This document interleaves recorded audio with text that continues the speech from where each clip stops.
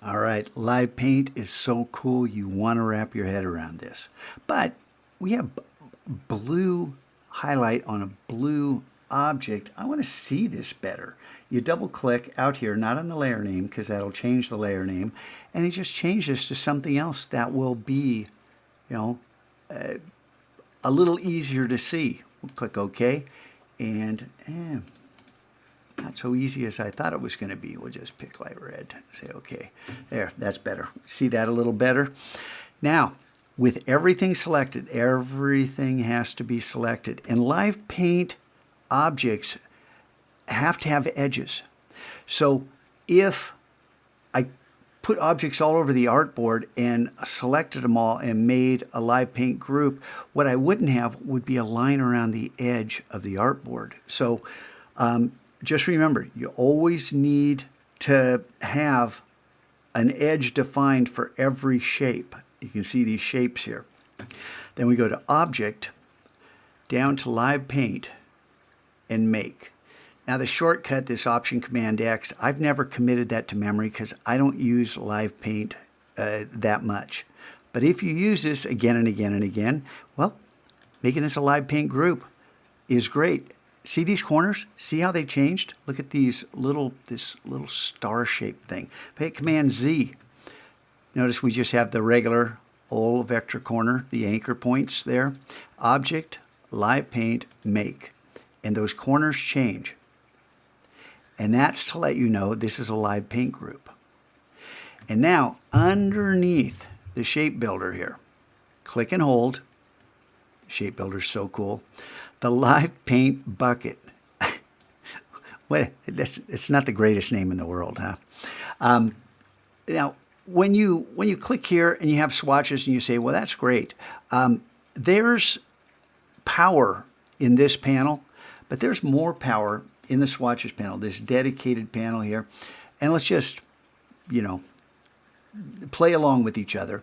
And let's just say you had a different color selected, and I want to use the live paint bucket, but I want to take advantage of the ability to jump through colors that I want. And we could just click down here. You can also navigate. Watch this jumping up. I'm using the up arrow, down arrow, left arrow. See how that works? Okay, so now I'm going to, with one of these colors selected, I'm going to come out here and just click and click. And then I'm going to select, I'm going to use the arrow keys again to jump to blue. And I've already got blue here, so I don't really need that, right? So I can jump around, keep hitting left, it'll come back, and I can get red. And go click and click. Jump, I get orange, click, click, and then I've got blue already made. So, I mean, that quick, you've colored in things, and right here we're just working with the web color group, but this is really helpful when you have a color harmony, or any color theme that you've already saved out.